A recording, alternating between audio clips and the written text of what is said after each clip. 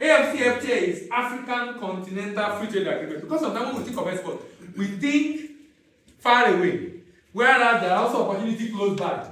And by the way, there are two major challenges that is confronting this particular agreement. One of them was solved about 2 years ago. The other one was recently solved to a large extent, and I'll talk about it shortly.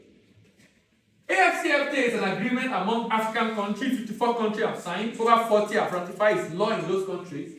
And it involved, number one, the idea basically is these are all when Abuja Treaty was signed in 1991, these are all the things that Africa want to agree, achieve. But this is the one I'm focusing on, the establishment of the free trade area, which has now been done. Now, why is this necessary? Look at intra-African trade in Latin America, 22%. Europe, almost 70%. Asia, about 50%. North America is also about 50%. But Africa is what? 17%. Now, look at this. EU has a population of about almost 500, but now lower than 500 because of Brexit. So let's say maybe 400 plus. But EU control about 30% of global trade.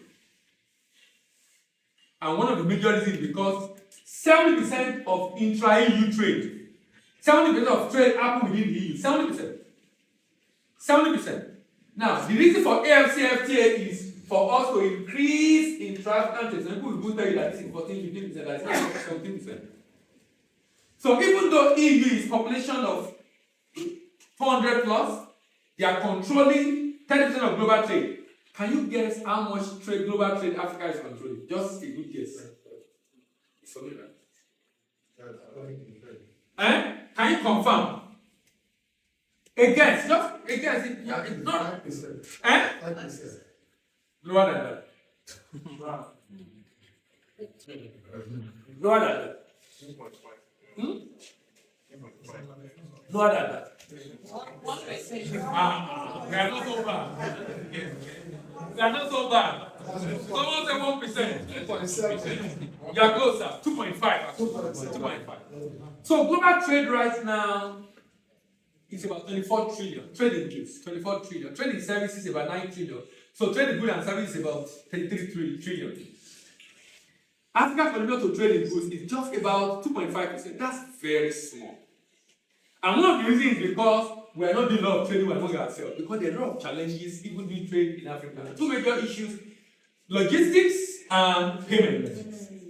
Payment has been solved with the Pan-African Payment and Settlement System. So today, I can ship to Ghana and get paid in Naira. I can import from Ghana and pay Ghanaian in Naira, and Ghanaian will get cedis. Does it make sense? Mm-hmm. Now, the second issue was logistics, and I use one word, logistics. I hope I'm not too excited. I use one word, logistics, because moving goods within Africa is challenging because of delay. Moving by air is too expensive. Moving by sea is expensive and long time. They will go to North Africa or Europe before coming back. But recently, a vessel was launched. In fact, I did a TikTok video on it yesterday. A vessel was launched July 2nd. I think Clarion Shipping Company Limited. Now we can have a vessel that transverse Nigeria to West and Central Africa. Private company. Do you know what? Let me tell you what's interesting to me about this. Which is why I think it was a bold step for them, but I'm sure many people follow suit. This vessel can carry only about 350 20-foot equivalent. 350 20-foot container, 350. But they already have order for over 1,000. Do you understand? So apparently it's like the market was and they are not just doing it for West Africa. They want to ensure also Nigerians that are in the East are importing to the West. They will help them move their goods from Lagos through waterways and drop it in Calabar or in Anambra, somewhere close to them.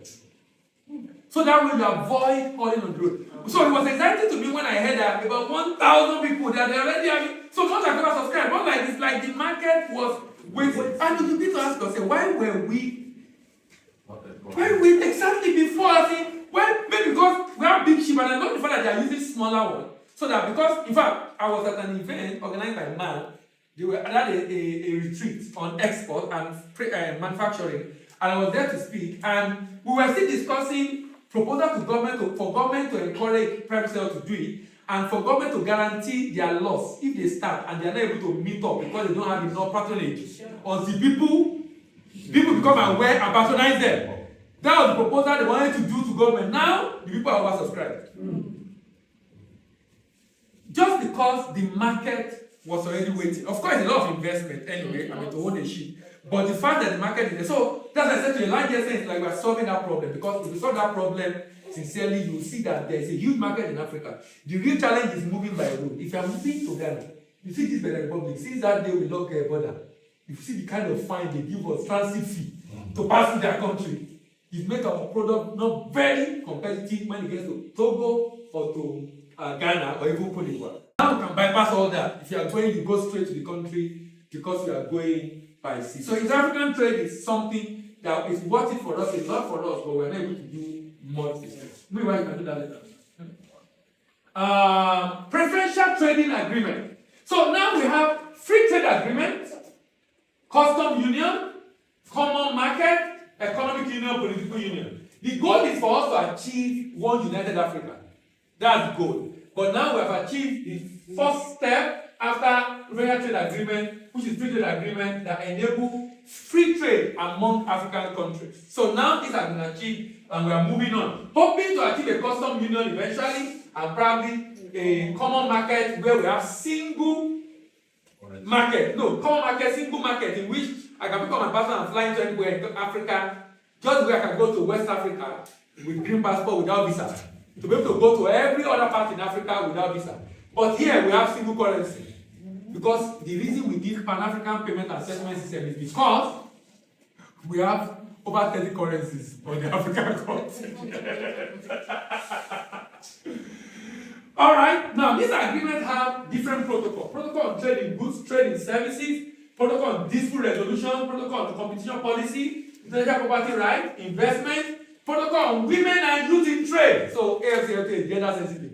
Women and youth in trade and digital trade. You will have heard the Minister of Trade talking a lot about this. Nigeria is championing this actually. Digital trade, because he believes that with the energy of Nigerians and with the law we are doing in the tech space, we might be able to do a law within the digital space area. But these are all the different coverage of this. Now, 54 countries have signed, 48 have ratified, and we need only 22 to ratify. We have 48 to ratify already. So, trade has started, business and trading. We have not been able to do a lot from Nigeria because of some of the issues I mentioned to you. And in fact, that recently the president just signed it into law and it's gazetted in Nigeria.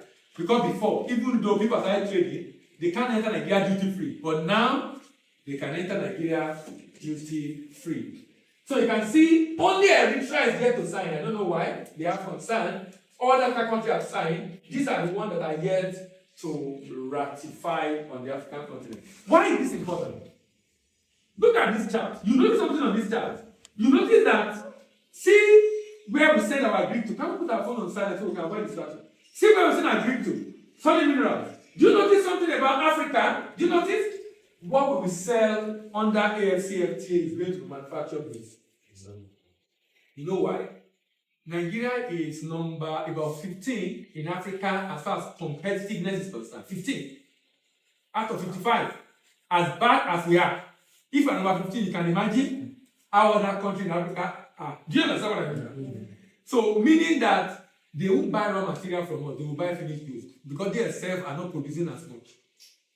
So, any product we use is a potential opportunity in Africa, particularly product that is needed for survival. What do I mean by that? During COVID, what were we using?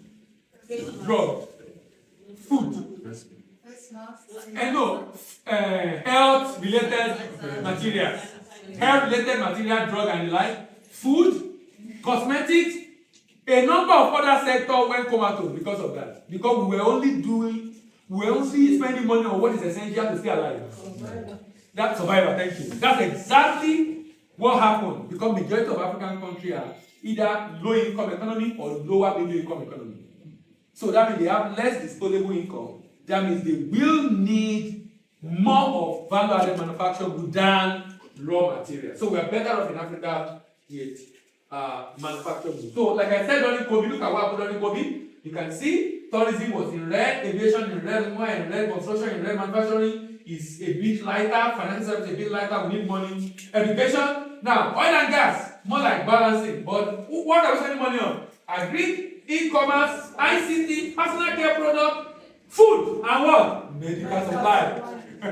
So you can see, so these are the things that will really be needed on the African continent if we are looking to sell under the African Continental Free Trade Agreement. And also, according to this report, you can see it's from economists and it's showing also food and beverages are products that will actually be in large demand.